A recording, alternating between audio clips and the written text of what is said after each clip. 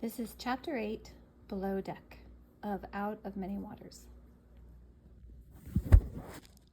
Muffled whispers reached Isabel's ears and played teasingly around them.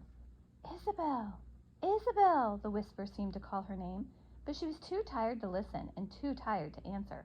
Besides, she did not have to waste her energy trying to find out who called her. It was not Maria, because her sister was with her, picking flowers and braiding them carefully into Isabel's hair. Across the quiet fields, Isabel saw an imposing stone castle. A trumpeter stood on a parapet and blew short, decisive notes. Isabel thought he must be announcing the arrival of her parents. "Come, Maria, we must hurry. Give me the combs so they will know us." The trumpeter blew again upon his horn, more urgently this time, but Isabel could not find the combs. She felt along the seams of her chemise, but they were not there. "Help me, Maria," she implored, but her sister stood up, glided slowly toward the castle, and disappeared inside. Then Isabel remembered the shoes with gleaming silver buckles that had appeared just outside the longboat. "The sailor took them," she thought. "He stole my combs and used them on his dirty boots. My parents won't recognize me without the silver combs. Maria, Maria, I need you. Don't leave me." "I won't leave you," said a soft voice. "I am here." Isabel's heart thumped wildly, and when she tried to call out, she could not speak. The flowers in the meadow blurred into a wild mix of colors that swirled before her eyes, making her head swim with dizziness. The meadow seemed to drop from under her feet, and Isabel felt herself falling. She screamed, a terrified, hopeless scream that echoed into the emptiness. "Open your eyes, child. Wake up. It's all right." Isabel's eyelids fluttered open, but her eyes would not focus. She saw a dim face, framed in dark, flowing hair, leaning over her. "Maria?" Isabel said softly. "Maria, is that you?" She felt her head being cradled and a cup placed at her lips. "Here, child, drink this." Isabel swallowed obediently and shuddered at the bitter, disagreeable taste. Images came slowly into focus, and she saw that the person who spoke was not her sister at all, but a woman whose face showed the beginnings of worry lines around the eyes and mouth, and whose rich black hair was mixed with a few contrasting strands of gray.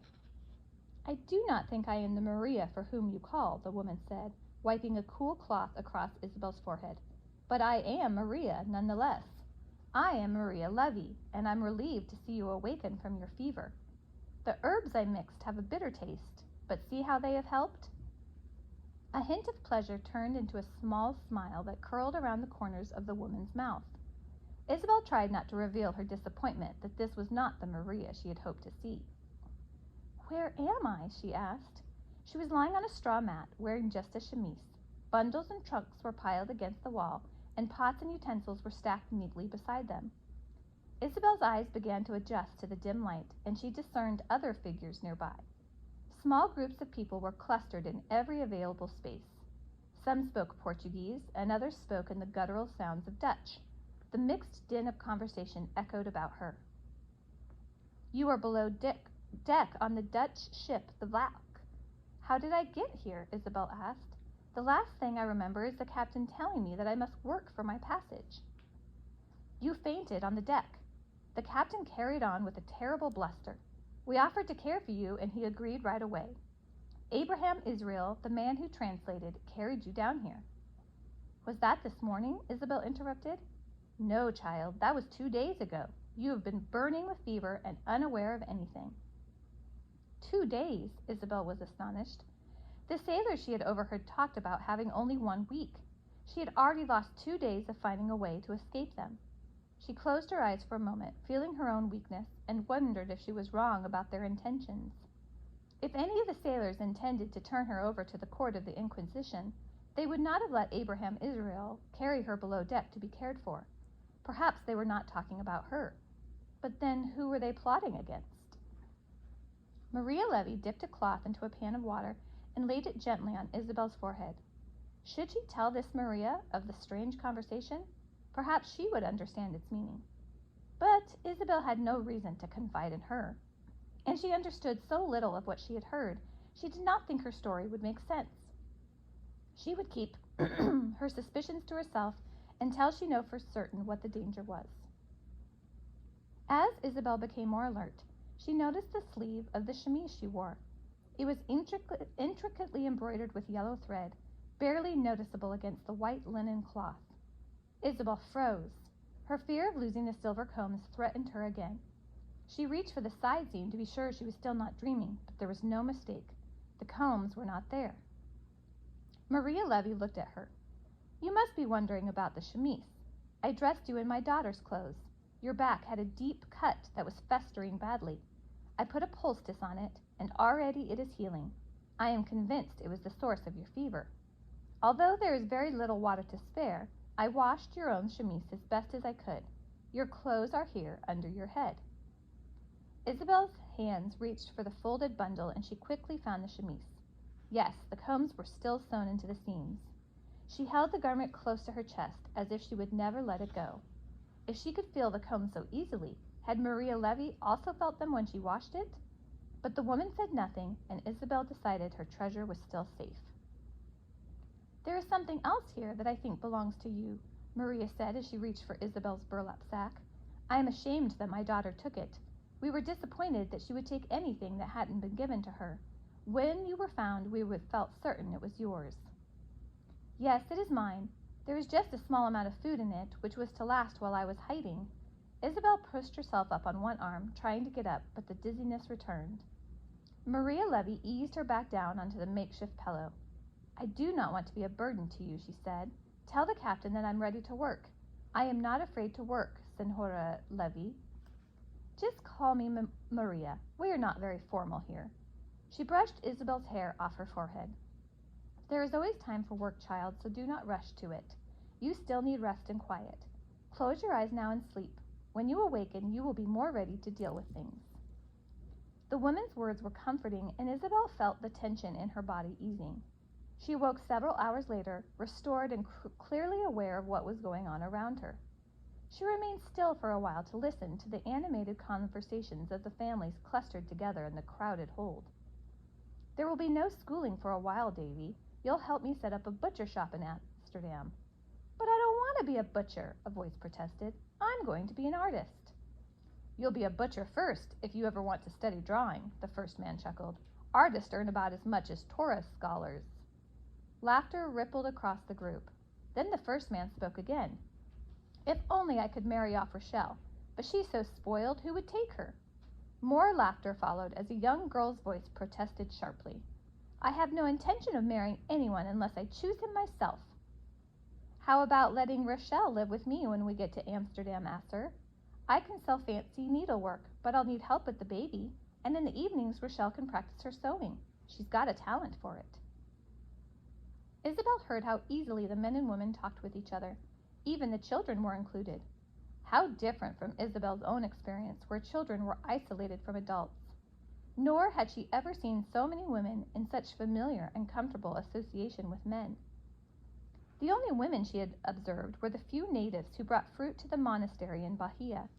They hung back near the kitchen door, never saying a word, while the friars chose fruit from their baskets. They never asked for money, but simply accepted the coins the friars offered, tucked them into their bright headscarves, and backed away. "Oh, look," announced one of the young girls in the group. "Isabel's awake." Isabel's cheeks flushed with embarrassment as she became the focus of attention. She was relieved to see Maria Levy step over to her side. "Are you feeling better, child?" Isabel nodded. "I think I might be able to get up now," she said quietly. "I really must find the captain and arrange my passage." "Not just yet," Maria cautioned. "I'm afraid the cut on your back will be aggravated if you move around. Here, I'll prop you up, and perhaps you can drink some broth." The people returned to their own conversations while Maria attended to her young patient. Isabel freshened her face and hands with a wet cloth and vigorously brushed her tousled hair to a silky luster. She would never keep her long hair hidden beneath her clothes again. "Muito bene," Maria concluded. "Very good. Now you are ready." She served Isabel a small wooden bowl filled with tasty broth, and as she sipped the hot soup, Isabel looked around her. The space below deck was small and crowded, and passengers seemed to cluster together in family groups. The air was heavy with unfamiliar smells steaming from different cookpots. Isabel saw one man say a blessing over his family's meal as each of them bowed their heads and dutifully made the sign of the cross before taking up their plates. Maria pointed to the man who had served as Isabel's translator. "There's a face you may recognize," she said. "May I present Abraham Israel de Pisa, his wife Gloria, and their sons Franco and Avram. Abraham is a maker of berimbauls and a scholar of Torah." Isabel could barely believe the casual way in which the Torah was mentioned. She knew it was a scroll of the Jewish Bible, but the word was forbidden in the monastery and was rarely whispered among the children.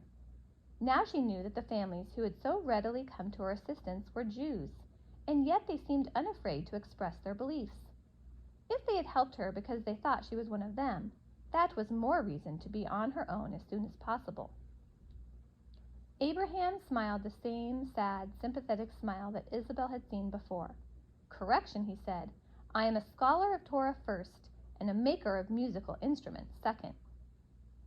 Isabel did not know what kind of musical instrument a berimbau was, but her quizzical look was answered when Abraham and his sons, both already young men, took small brass instruments from their pockets and placed them to their lips. The metal instruments were shaped like horseshoes with a thin brass strip extending from the open end. They plucked at the protruding piece and breathed through the rounded end, and to Isabel's delight, a soft, sweet sound filled the air. Then, before Isabel could thank them for the music or for Abraham's help, the family rejoined the group seated on the floor. Other Jewish families traveling from Recife were introduced to Isabel, and she sensed the close spirit that bound them together. There were David Israel Farrow, an exporter who, with his wife Matilda and their 4 children, hoped to start a new business in Amsterdam. There was Mose Lambrusco, his chubby wife Sultana, and their son and daughter. Mose explained that he had lost his profitable sugar plantation in Recife, but with the help of relatives, hoped to find a new beginning in Amsterdam. Next came a tall, slender woman who looked joyfully at her gurgling baby. "This is Judica Merida," Maria said. The child's arms waved energetically, trying to pull her mother's loose brown hair. "Her daughter's name is Reina." Isabel's glance fell on the boy she had observed while boarding. He looked at her with familiarity, it seemed, and Isabel tried to decipher the message in his pale blue eyes. "That is little Paulo," Maria said of the child. "He is 8 years old this week, aren't you, Paulo? And this is his mother, Rachel Nunez." Isabel took the opportunity to speak to the boy. "I met you when I came onto the ship, Paulo. You helped me get past the sailors by holding my hand as if I were a part of your family. How did you know I needed help?" The child looked at Isabel with such concentration that she felt his eyes piercing hers, but he did not answer. His mother spoke instead, in a pained, quiet voice. "He cannot talk," she said apologetically. "I'm sure he is pleased that he was of help." Paulo stepped forward and took something from under his loose doublet and held it out to Isabel. It was a small wooden cup, and Isabel recognized it immediately. Here was the child who had brought her cheese and bread and water when she had given up hope. He had known that she was hiding under the rowboat. 2 things became clear to her. He was the youngster who had tried to keep the other children from taking her sack of food, and he was the one spotted by the sailor just before she was caught. Had he not answered the sailor's shouts, because he could not speak? "It's not your fault that the sailor caught me," she said, anticipating his guilt. She rested out and rested her fingers lightly on his arm. "The food and water saved me, and so did being discovered." Paulo did not smile, but he placed the cup in Isabel's lap, gesturing to her with his finger. "Is this for me?" she asked, and he nodded slowly. "Thank you, Paulo." What a sad child, she thought. I must find a way to repay him for helping me.